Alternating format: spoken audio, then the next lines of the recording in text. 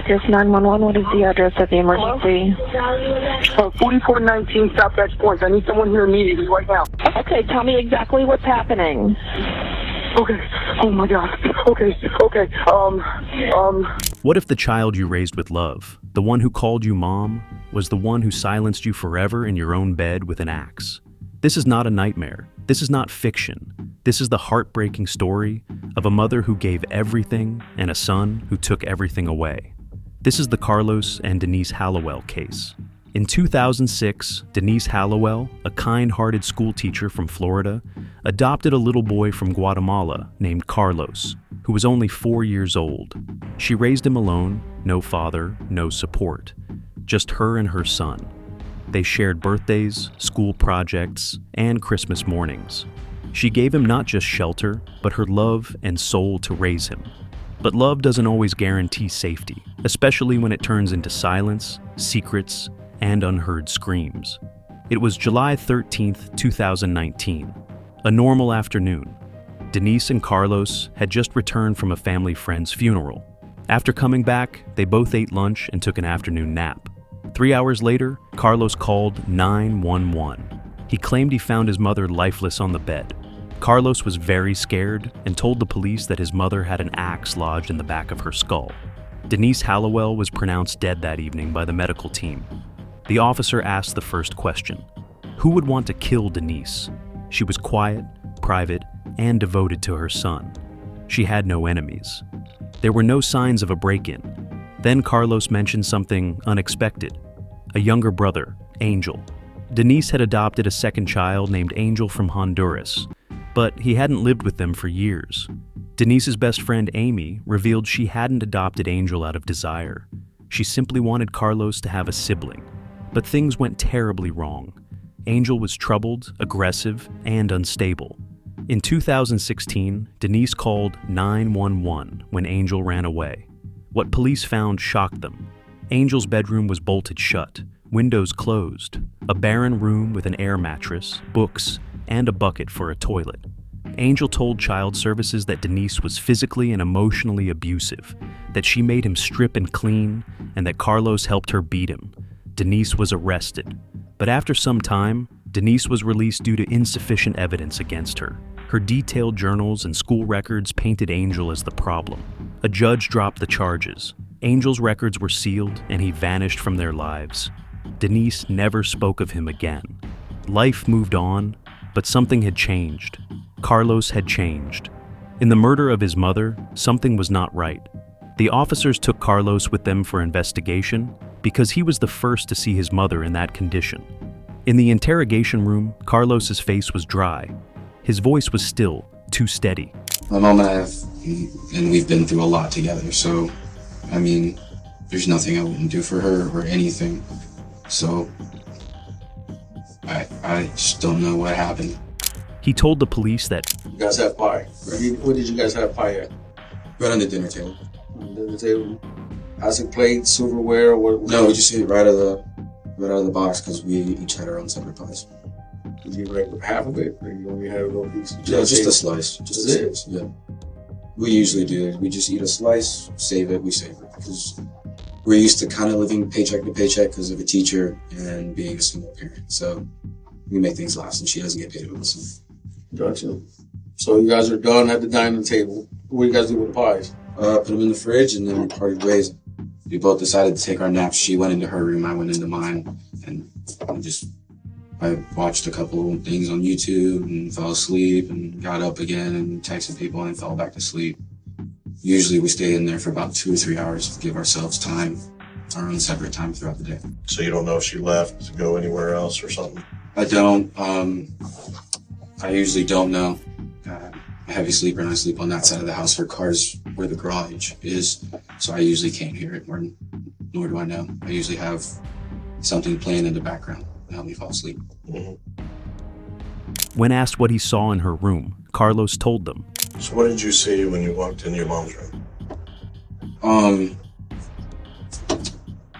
It was our axe in the side of my mom's skull, and I could still hear her trying to breathe. Now the detectives looked at each other. Something didn't feel right. They still didn't know what really happened inside the house, but they had to uncover the truth. This boy was not panicking or crying. In fact, he was trying too hard to sound like a grieving son who had lost his mother. Investigators asked him more questions to get the right one. You remember at any time, what time you went to bed or take a nap? No. The only thing I remember was waking up to the dog barking next to my room. Did you try to give your mom any type of aid? I didn't know what to do. I just shook her. Wasn't responsive except just breathing. I don't know what to do, and I didn't want to do something stupid or like take it out and she bleeds to death or something. Carlos was giving clues to the investigators by not telling the complete truth. He told the officers that he shook her and she was still breathing, but the investigators suspected the injury was severe. They believed she was dead right there. First, he told the officer he didn't hear anything and just slept, and now he was saying he heard his mother taking water or tea. Now he looked a bit confused, changing his statements, and the officers became stricter. So her room should have a cup of water in it? I don't know what she got. I don't know. I was in my room, so I have no idea. That's just her usual routine. This is going off of what she normally does, her everyday thing. Her normal routine, but what did you actually hear? Because I just heard you can say I can normally tie my shoes, but you know that don't mean I really had tied my shoes. Well, she just went into the kitchen. I usually know she gets water because she gets dehydrated, and sometimes she doesn't bring it with her, so she'll drink it there. So she'll have her water cup next to her medicine, and she'll just get a drink and go back to bed, or do whatever. She'll get tea. I don't know because I'm in my room. Like bottled water, or is it what kind of? It's in a jug. We fill our waters and we keep them in the fridge. Investigators listened closely, but something didn't sit right. They learned that months before her murder, Carlos had broken his mother's hand during a fight. After that, Denise kicked Carlos out. She lived alone, scared, and uncertain. Soon after, she installed security cameras around the house, likely because she felt the fear returning. Yet, she let Carlos come back home. Maybe she believed he'd changed, or maybe she wanted to believe in her child. But investigators now knew this wasn't a sudden act of rage. Something was brewing in Carlos's mind. As the investigation continued, Carlos felt uneasy. It had been a long time, and the officers didn't have enough proof to keep Carlos in custody, so they released him. Surprisingly, Carlos wasn't arrested right after the murder and returned to his normal life. For months, investigators stayed quiet, watching his life closely, waiting. 9 months passed, and in April 2020, they called Carlos in again for investigation. This time, they weren't just asking questions. They had evidence. All right, I told you from Detective Hallowell. I came in a case later, so I'm still catching up on some of the stuff we've had. All right, so you never went in the backyard at all. You just went inside, seen your mom. Your phone was already on you at that point? Yeah, it's like always. It's easy. Okay, and then you walked outside and called 911. I called when I was there. I was in the room when I called. Okay. On your phone itself, it also tracks your GPS locations. So I can track your entire track around your yard. Because you were on the phone 911 for a few minutes, correct? Yeah. So it tracks everywhere you went. And it says you were down by the lake area. For when?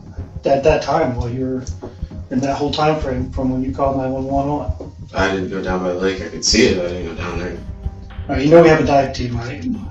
And then we searched the entire lake behind there. Where we found anything out there, you think? No. Nothing you know of? No.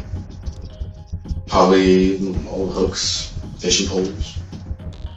The investigator opened a box in front of Carlos containing Denise's discarded phone and the destroyed home surveillance system. What he didn't know was that the digital forensics team, including the Secret Service, recovered everything. The GPS on his phone tracked him to the exact pond where the evidence was dumped. The footage confirmed that no one had entered the house that day except Carlos and Denise. Does that look familiar at all to you? I know it's taken apart. Is that the camera that's hanging up? That was outside? Yeah, it's facing towards the... So does that look familiar to you? No, sir. Remember the small cameras you said were in the house? This Yeah, camera just was one. outside of here. Okay, then yeah, it's one of the ones that are facing towards the window. Guess how many we found? Okay. How many do you think we would have found? One? No. If there's only one in the house. No, you know there's one more. the house. There's 3 cameras in the house. I found 3 cameras in my I actually found one. Suddenly, the quiet boy who once defended his mother became the prime suspect in her murder. Because without that, it's just something horrible got done, and you don't care about it. Well, no, I definitely do care about it. I'm fairly pissed. It's just, it's not. Because I can only follow the evidence I have. I understand. didn't hit you before pretty much today. I understand, but there's nothing that happened to where we got into a fight at all. There was nothing at all.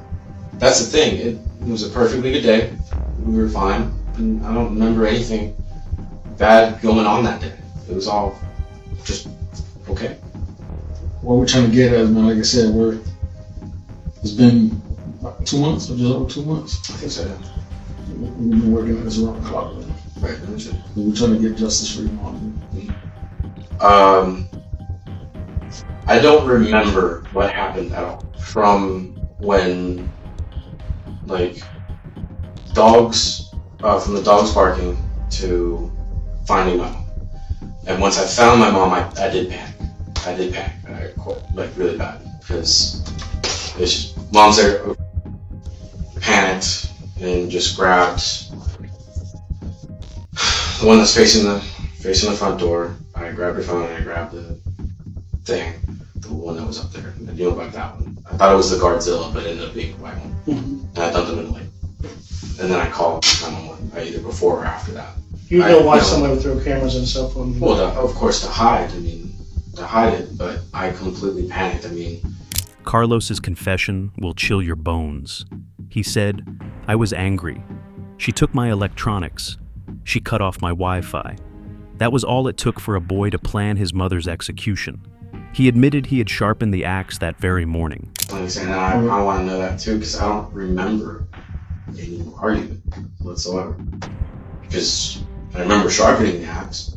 He walked into her room while she was sleeping and raised it above her head. And I remember, I do remember being in tears by the time that conversation ended. She backed it up with like strong adjectives and then strong emotions of like, "I'm so disappointed in you," which I've heard that before. Okay, blah blah. And then she's like, "You being a loser," and that's when it's like, okay, chill out. No, Then she kept going.